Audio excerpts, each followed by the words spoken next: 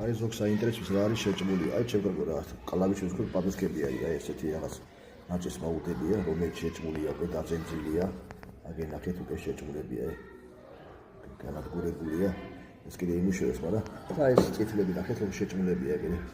აი მხარ კარტელებს წითლები პატარა შეჭმულებია უკვე. აღარ ვარ განაი ეს.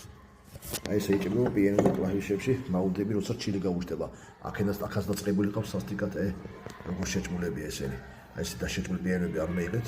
გაკეთება საშკი მოიყევით, მაგრამ აი ეს ეთყობა რომ რესტავრირებულია. აი ეს უდაჭმული, უდაძინძილია. აი ეს არის დარჩილური ვეწოდით ეს.